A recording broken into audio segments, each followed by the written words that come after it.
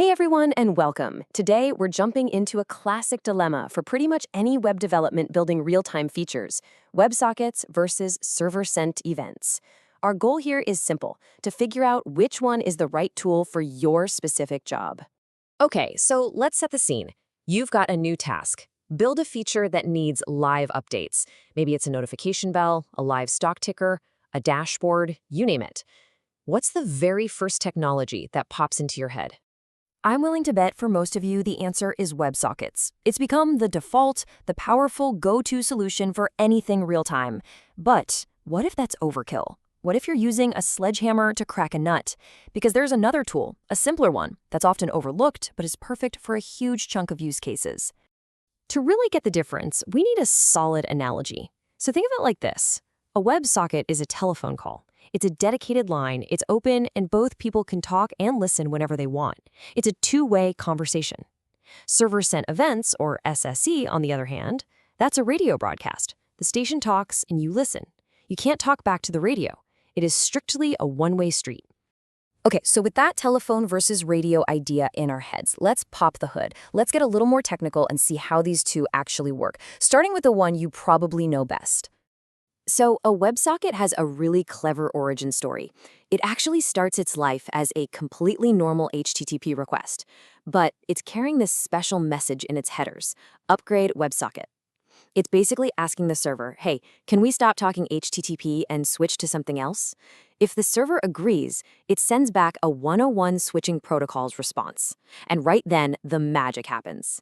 The connection completely transforms, shedding its HTTP skin and becoming a raw, persistent two-way TCP connection. And that brings us to the official textbook definition. A WebSocket is a persistent, full duplex communication channel. Full duplex is the term you gotta remember. It just means data can flow in both directions at the same time. The client can talk, the server can talk, whenever they want. It's that telephone call we talked about. Now let's flip over to SSE. The definition here is way simpler. It's just a standard that lets a server push data to a client over a long-lived HTTP connection. You'll notice there's no upgrade, no switching protocols, and the most critical part, it's a one-way channel, only server to client. That's our radio broadcast. And this, right here, is SSE's secret weapon. It's just HTTP. Seriously, think about what that means. You don't need a special WebSocket server. You don't need a separate process running. Your plain old web server can handle it. The client just makes a request, the server responds with this text/event stream content type, and then it just keeps the connection open, pushing down updates. Oh, and the absolute killer feature? The browser handles reconnection for you. If the connection drops, the browser just automatically tries to get back online.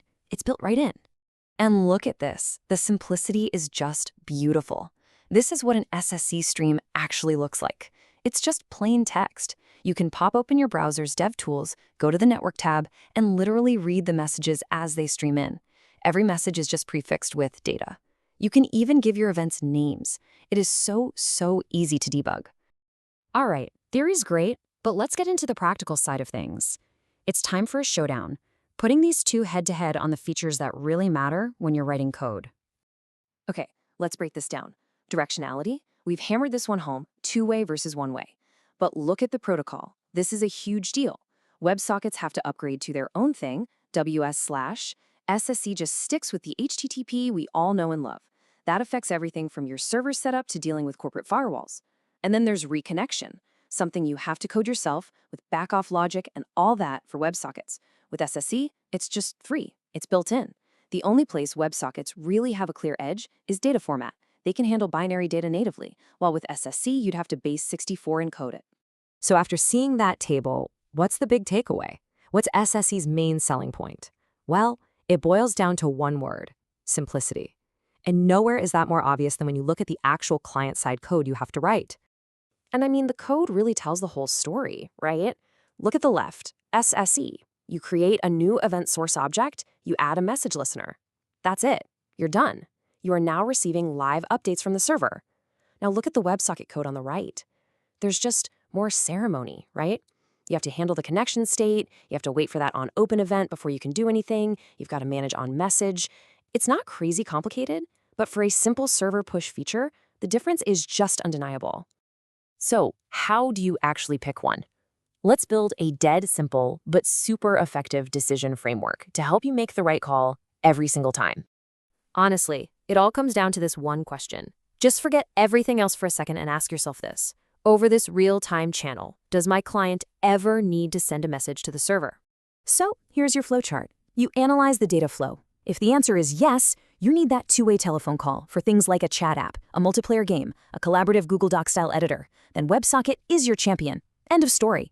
But if the answer is no, if all you're doing is broadcasting data from the server, like notifications, news feeds, stock prices, build status updates, then you should absolutely, positively consider SSE first. It's leaner, it's simpler, and it does the job perfectly with way less fuss.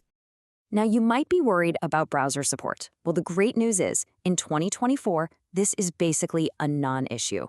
Both technologies have fantastic support across every modern browser. So unless you have a business requirement to support browsers from a museum, you can pick based on your technical needs, not on compatibility. And hey, remember, this isn't a religion. You don't have to choose one for your entire application. The hybrid approach is actually a really powerful pattern. You can use SSE for its simple, low-overhead, one-way push for things like notifications, and then only spin up a more resource-heavy WebSocket connection when the user actually navigates to a feature that needs two-way chat. Best of both worlds. All right, we've covered a ton of ground. Let's boil it all down to the absolute key takeaways. If you forget everything else from this explainer, just remember these three things. Number one, and this is the big one, it is all about directionality. Is it a two-way telephone call or a one-way radio broadcast? If you can answer that question, you're 90% of the way to the right choice.